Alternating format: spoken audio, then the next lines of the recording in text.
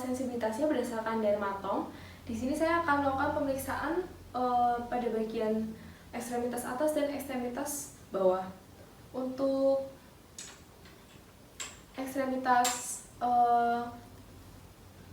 atas yang sebelah kanan, saya akan lakukan pemeriksaan untuk sensasi raba halus dulu. Jadi nanti akan dibandingkan yang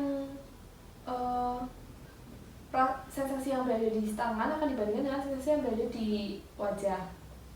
Ini nanti rasanya seperti ini ya Bu ya, di wajah seperti ini. Rasanya sama atau beda Bu? Sama.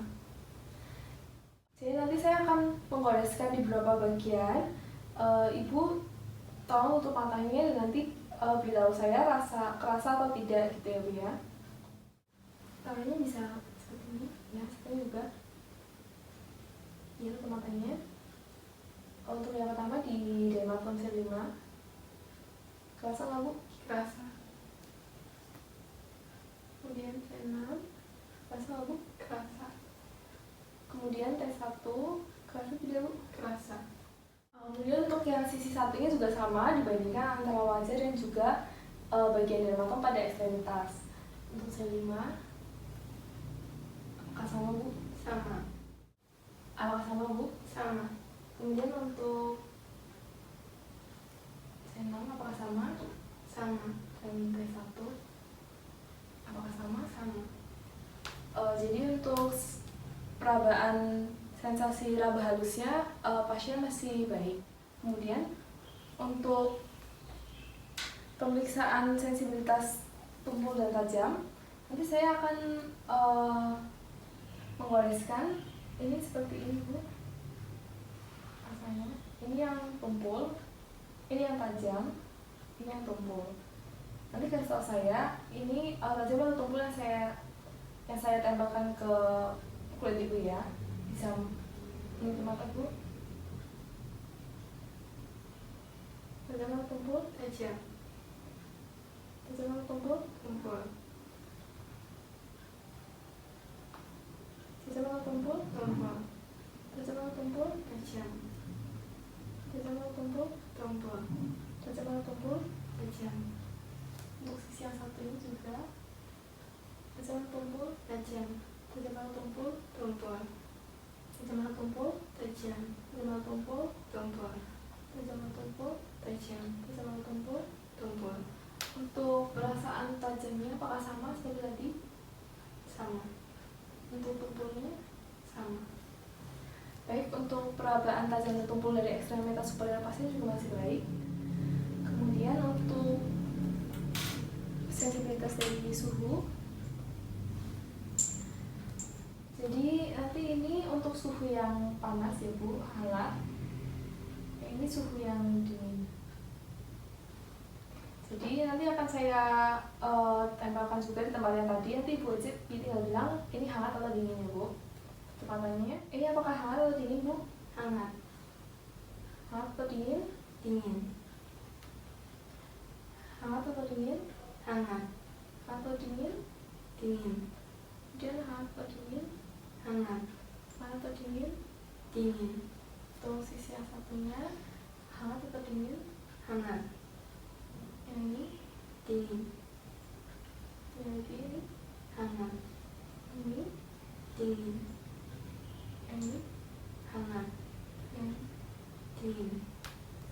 Jadi perasaan hangat dan dingin dari pasien untuk perabaannya masih normal. Kemudian untuk ekstremitas inferiornya, untuk pemeriksaan raba halusnya pasien dinilai dari L1. Untuk idealnya pasien dianjurkan untuk melepaskan celananya sehingga dapat dilakukan pemeriksaan langsung pada bagian kulitnya. Jadi nanti sama aja seperti tadi ya Bu ya, kalau misalkan terasa bilang rasanya sama atau tidak. Tutup matanya Bu. Ini Kerasa. kerasa, Kerasa. ini kerasa, Kerasa. ini, Kerasa. ini, Kerasa. ini, Kerasa.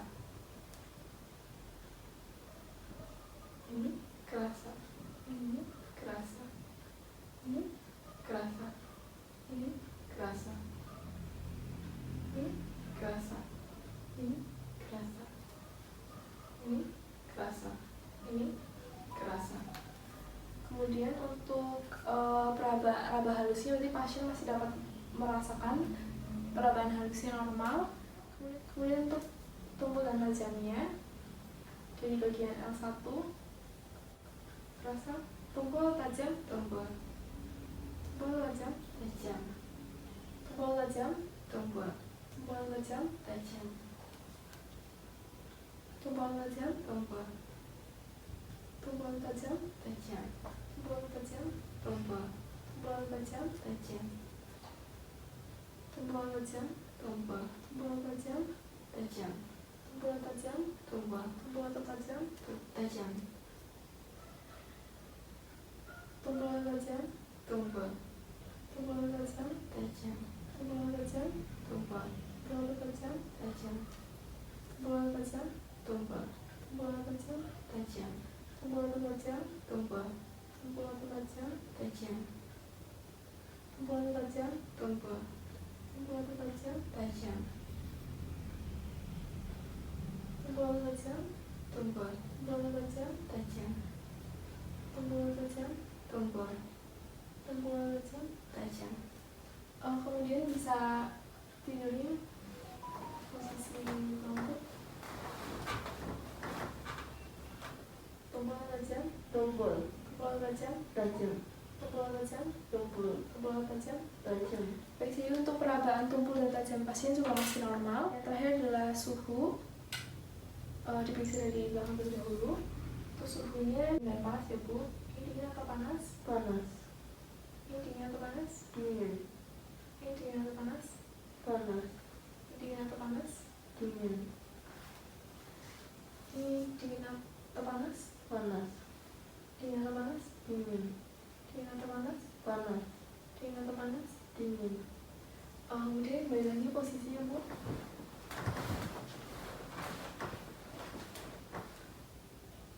Dingin atau panas?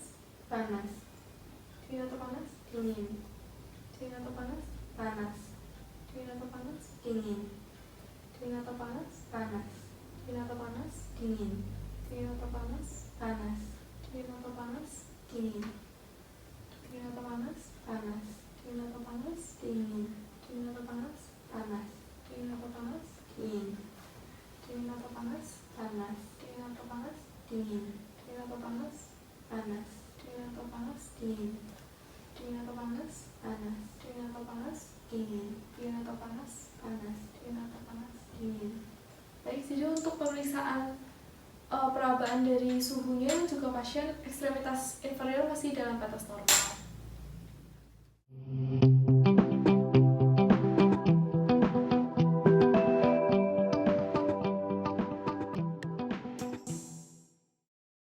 Jadi di sini saya akan melakukan pemeriksaan untuk MMT atau manual muscle testing, di mana yang pertama saya akan lakukan adalah pada bagian ekstremitas superior untuk otot-otot yang dinilai. Pertama untuk otot-otot pada extensor shoulder dan juga flexor shoulder. Jadi nanti tangannya diangkat ke atas ya Bu. Coba diangkat ke atas maksimal bisa? Ya, dua-duanya gini. Terus turun lagi ke belakang maksimal. Ya, saya akan memberi tahanan, nanti Ibu tolong dilawan ya. Pertama ke atas dulu dua-duanya.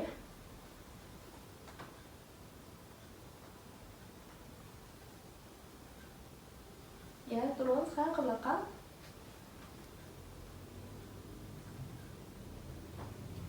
Baik, untuk selanjutnya adalah gerakan flex untuk menilai otot-otot flexor dan juga untuk menilai otot-otot dari abduktor dan juga aduktor dari bahu. Jadi Bu ke atas semua ini, turun terus gini masuk. Coba ke atas dulu,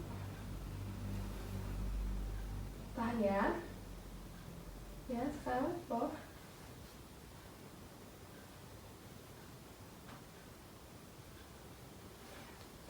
Kemudian untuk gerakan internal rotasi dan eksternal rotasi seperti ini Bu tangannya. Ini ke depan, bisa ke belakang. Ya, coba lawan saya Bu, ke depan. Ya, sekarang ke belakang. Kemudian untuk siku, yaitu flexor dan extensor dari siku. Untuk fleksinya seperti ini, Bu. Ini seperti ini, ke belakang, bisa ya. Nah, seperti akan berusaha untuk ini ya, Bu ya, berusaha untuk tetap di depan ya. Angkatnya kan tangannya terus. Ya, sekarang ditekuk maksimal. Ya. Kemudian untuk gerakan selanjutnya, flexor dan extensor dari pergelangan tangan. Nanti gerakannya seperti ini ya, Bu ya. Coba dilakukan. Satunya lagi. Ya. Gerakan dari pergelangan tangannya. Ibu ini. Stop.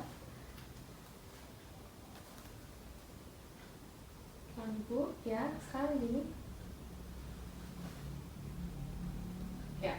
Kekuatan yang selanjutnya yaitu otot-otot dari jari-jari tangan, dimana nanti akan dilakukan gerakan aduksi dan abduksi dari jari-jari tangan. Nanti gerakannya gini ya, Bu ya, gini, untuk bisa tangan satunya.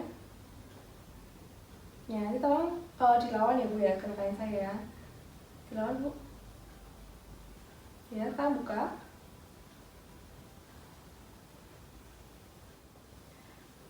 Dilawan ya gerakan saya. Kemudian untuk gerakan fleksi dan ekstensinya nanti ibu di tangannya gini, terus nanti ibu coba angkat ke atas ya. Nanti saya dilawan, jangan Bu. Ya, seperti lagi. Jadi untuk kekuatan pasien masih bisa menahan beban yang berat, jadi kekuatannya 5. Jadi untuk pemeriksaan kekuatan dari ekstremitas superior dari pasien, semuanya normal, untuk scoringnya 5. Baik, untuk pemeriksaan selanjutnya adalah kekuatan otot bagian ekstremitas inferior, di mana yang akan saya periksa pertama adalah otot-otot yang berfungsi untuk menggerakkan fleksi dan ekstensi dari hip. Jadi nanti tolong diangkat tuh kakinya, saya akan tahan, ibu lawan ya. Lalu ya, satunya lagi ya. Kemudian untuk aduksi dan abduksi dari sendi hipnya, ibu nanti kakinya dibuka satu-satu. Nanti akan saya beri tekanan, ibu lawan ya. Dibuka dulu ya. Sekarang yang satunya lagi buka ya. Sekarang dari luar Bu, nanti akan masuk ke dalam ya. Ibu kakinya didapatkan, yang lawan yang sebelah sana ya, kaki kanannya masuk ya. Yang satunya lagi masuk ya. Kemudian untuk selanjutnya adalah internal rotasi dan eksternal rotasi. Kakinya diteguk dulu.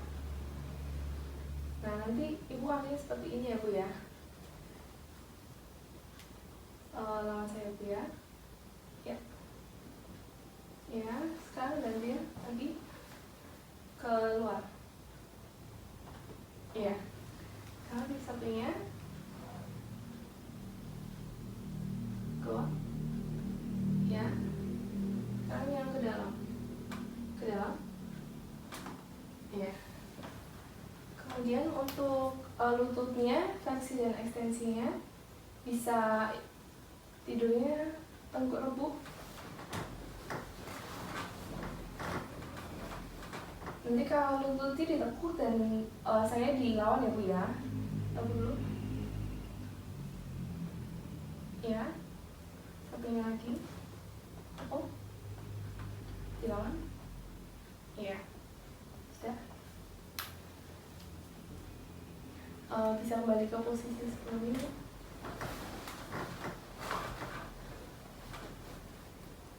Kemudian untuk pergelangan kakinya, dorsofleksi dan plantar fleksinya. Pertama dorsofleksi dulu ke atas. Ya, sebelah ke atas Bu ya. Sekarang ke bawah, ya. Yang lagi ke atas, dan kemudian ke bawah. Jadi untuk kekuatan dari ekstremitas inferior dari pasien semuanya bisa melawan tahanan berat, jadi skornya adalah 5.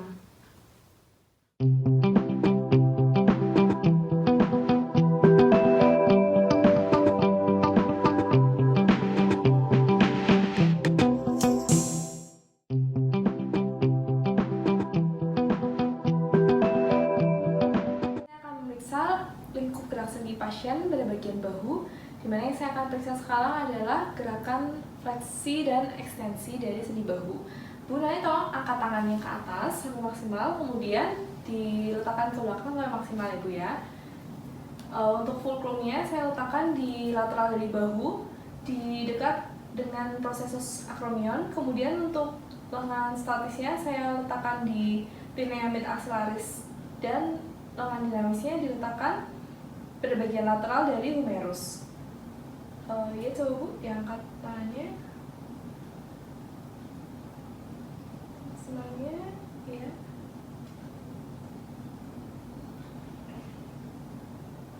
Sekarang dibawa ke belakang tangannya. Maksimal. Ya. Jadi untuk pasien dapat melakukan gerakan fleksi dan ekstensi bahu 180 derajat dan 60 derajat. Kemudian untuk yang sisi satunya lagi sama, digerakkan ke atas Bu.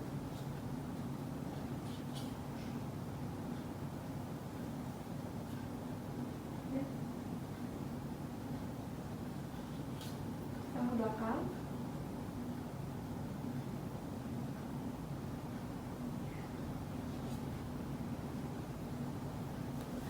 Kemudian untuk selanjutnya saya akan memeriksa untuk lingkup gerak sendi dari sendi bahu.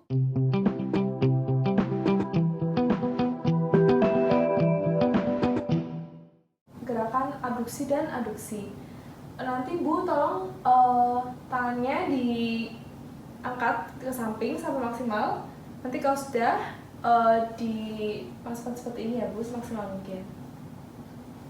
Jadi yang pertama, fulcrumnya akan diletakkan di bagian anterior dari prosesus acromion. Kemudian untuk lengan statisnya paralel dengan sternum, dan lengan dinamisnya akan mengikuti bagian anterior dari humerus. Ya Bu, diangkat.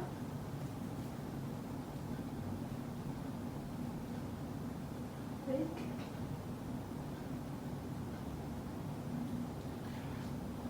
Sekarang masuk ke dalam.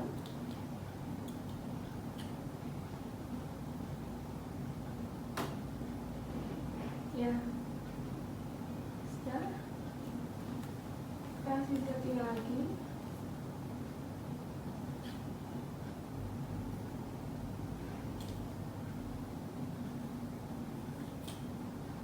Ya. Sekarang dalam.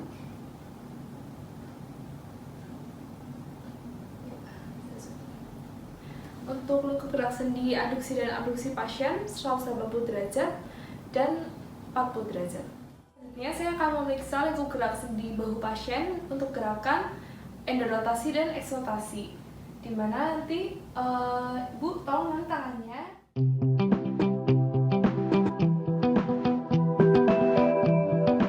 Ini terus kalau misalkan bisa di depannya semaksimal mungkin dan di belakangnya semaksimal mungkin ya. Nanti saya akan meletakkan fulcrumnya di prosesus olecranon dari ulna. Kemudian untuk lengan statisnya tegak lurus dengan tanah, dan lengan dinamisnya akan mengikuti dari ulnanya. Baik Bu, di kedepan dulu. Mungkin.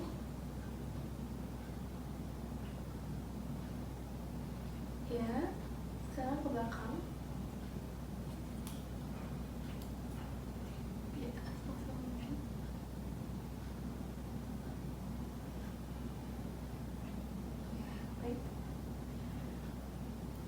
dan dilakukan juga untuk lengan yang satu. Dan untuk sisi yang satunya geraknya seperti tadi, sama. Ibu depan, dan ke belakang.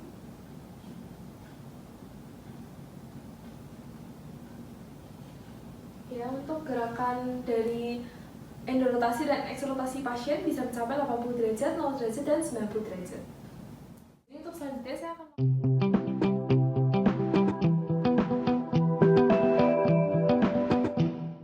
melakukan pemeriksaan lingkup gerak sendi untuk sendi siku, di mana gerakan yang pertama adalah fleksi dan ekstensi. Jadi nanti tangannya seperti ini ya Bu ya, digerakkan seperti ini ya Bu. Jadi untuk fulcrumnya diletakkan di epicondylus humerus lateralis, dan untuk lengan statisnya diletakkan paralel dengan humerus dan lengan dinamisnya paralel dengan radius. Ya Bu.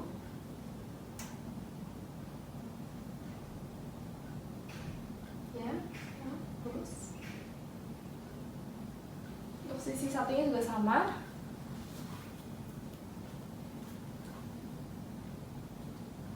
Ya Bu.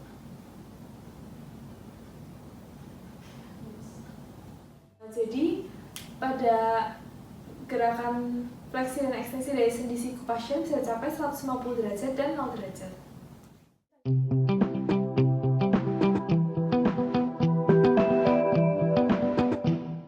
Jadi untuk lingkup gerak sendi, pronasi dan supinasi, pertama pasien seperti ini posisinya ya.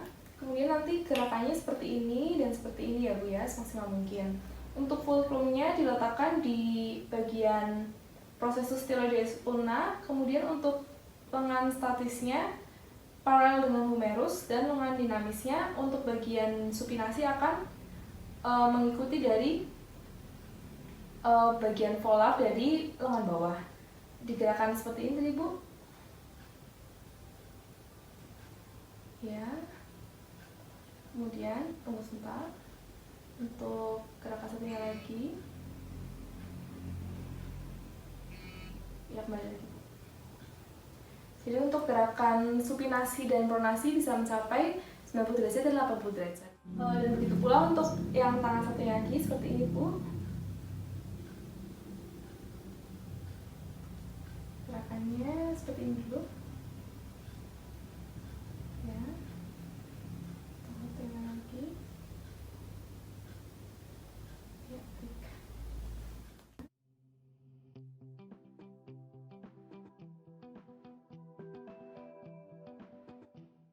Untuk selanjutnya saya akan memeriksa fleksi dan ekstensi dari pergelangan tangan. Jadi gerakannya seperti ini pertama, ya. Terus tangannya nanti ke atas dan ke bawah maksimal ya Bu ya. Untuk fulcrumnya diletakkan di bagian processus styloides ulna, dan untuk gerakan lengan statisnya berada di paralel dengan ulna, dan lengan dinamisnya akan paralel dengan MCP 5. Baik, gerakannya ke bawah dulu Bu, ini.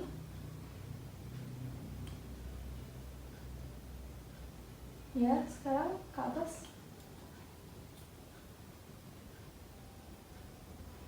Baik, jadi untuk gerakan fleksi dan ekstensi dari pergelangan tangannya bisa mencapai 70 derajat dan 60 derajat. Dilakukan juga pada pergelangan tangan satunya lagi. Ya. Bawah. Kemudian ke atas maksimal. Ya, baik.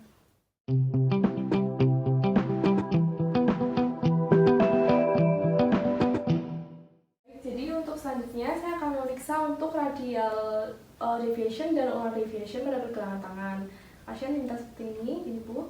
Nanti gerakannya seperti ke kanan dan ke kiri ya, maksimal. Untuk fulcrumnya saya letakkan pada bagian dari proximal MCP 3.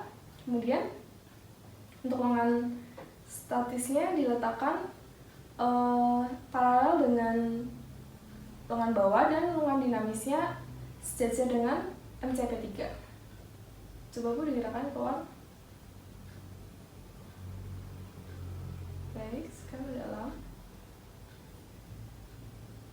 Ya, tangan satunya lagi. Keluar. Ya, kemudian ke dalam. Untuk radial dan ulnar deviation bisa mencapai 30 derajat dan 20 derajat. Untuk selanjutnya pemeriksaan lingkup gerak sendi dari sendi-sendi jari tangan adalah gerakan abduksi dan adduksi, di mana fulcrumnya akan diletakkan di bagian tangan seperti ini, dorsal dari dorsal dari MCP, kemudian untuk lengan statisnya diletakkan di dorsal dari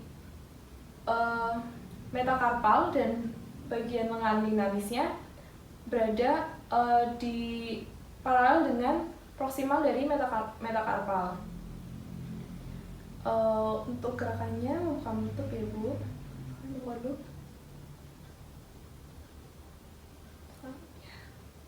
Tangan satu ini dibuka.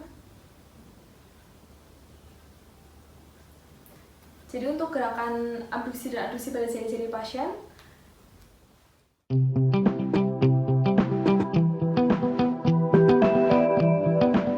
baik, selanjutnya akan memeriksa dari lingkup gerak sendi pada bagian hip atau pangkal paha, di mana nanti fulcrumnya akan diletakkan di sias disebut, dan kemudian untuk lengan statisnya akan diletakkan kontralateral dengan sias dan posisinya sejajar dengan femur. Coba nanti kakinya ditekuk ya Bu semaksimal mungkin. Ya, terus. Ya, akan diteruskan. Untuk fleksi dari hipnya bisa mencapai 135 derajat. Begitu juga yang sebelah kiri, gerakannya sama. Kemudian bisa tolong tengkurap Bu. Untuk memeriksa ekstensi dari hipnya, fulcrumnya diletakkan di sias juga sama, lengan statisnya kontralateral dengan sias, dan lengan dinamisnya mengikuti femur. Sekarang diangkat ya Bu, tapi jangan tekuk lututnya. Maksimal. Ya, sudah. Bisa sampai 15 derajat. Saya akan memeriksa untuk gerakan adduksi dan abduksi dari sendi panggul. Di mana?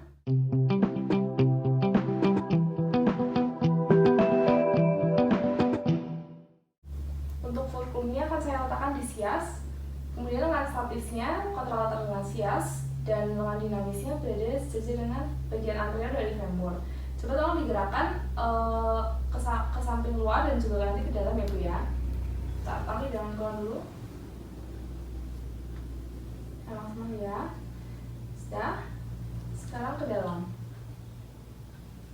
Ya. Pemeriksaannya untuk abduksi dan adduksi ini 45 derajat dan 15 derajat. Untuk yang kaki satunya juga akan diperiksa dengan cara yang sama.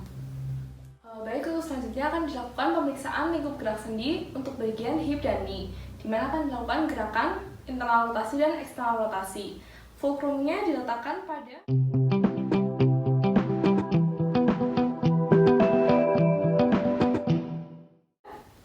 midpoint dari patella pasien. Kemudian untuk lengan statisnya tegak lurus dengan tanah, dan lengan dinamisnya akan mengikuti paralel dengan tibia.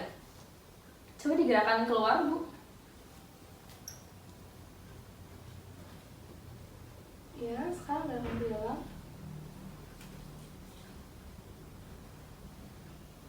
Ya. Untuk satunya lagi,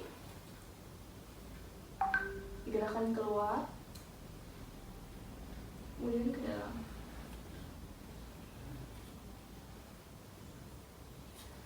Jadi untuk internal dan eksternal rotasi dari hip dan knee pasien bisa mencapai 45 derajat, 45 derajat.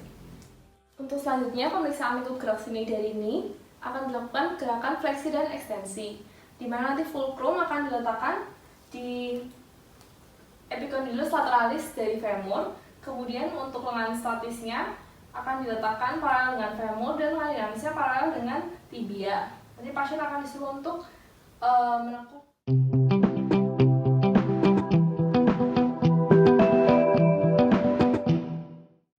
lututnya.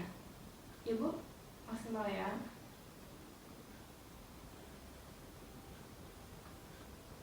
Untuk satunya lagi juga sama, dilakukan gerakan seperti tadi.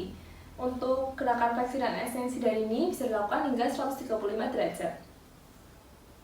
Baik, untuk selanjutnya akan dilakukan pemeriksaan lingkup gerak sendi pada ankle dari pasien untuk gerakan dorsofleksi dan plantar fleksi.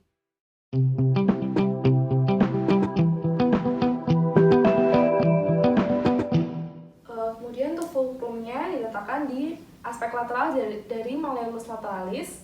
Untuk lengan statisnya diletakkan di paralel dengan fibula dan lengan dinamisnya paralel dengan MTP5. Baik, diangkat ke atas, Bu. Kita ke bawah. Begitu juga dengan kaki yang sebelah satunya. Jadi untuk gerakan dorsofleksi dan plantar fleksi dari pasien bisa mencapai 20 derajat dan 50 derajat. Kemudian untuk fulcrumnya diletakkan di aspek lateral dari malleolus lateralis. Untuk lengan statisnya diletakkan di paralel dengan fibula dan lengan dinamisnya paralel dengan MTP5. Baik, diangkat ke atas, Bu. Kita ke bawah. Begitu juga dengan kaki yang sebelah satunya.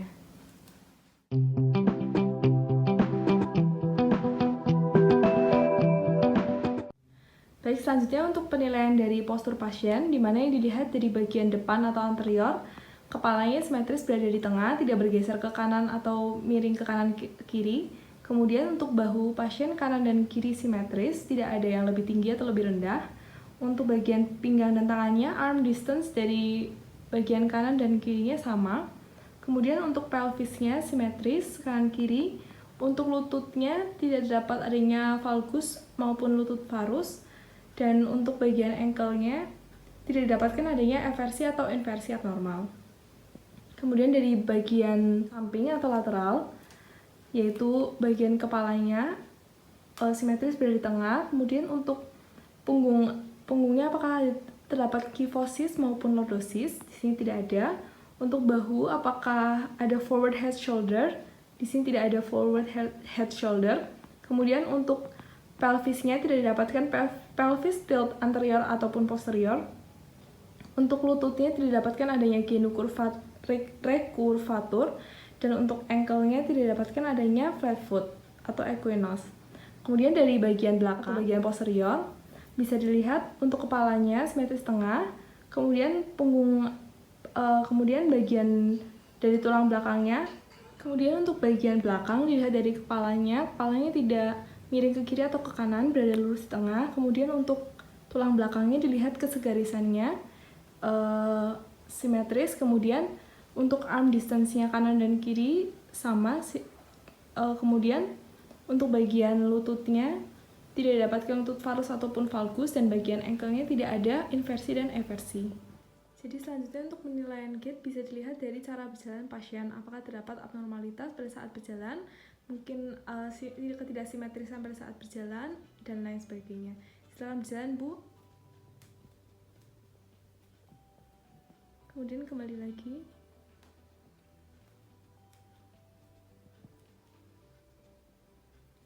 Untuk cara berjalan pasien tidak ada kelainan.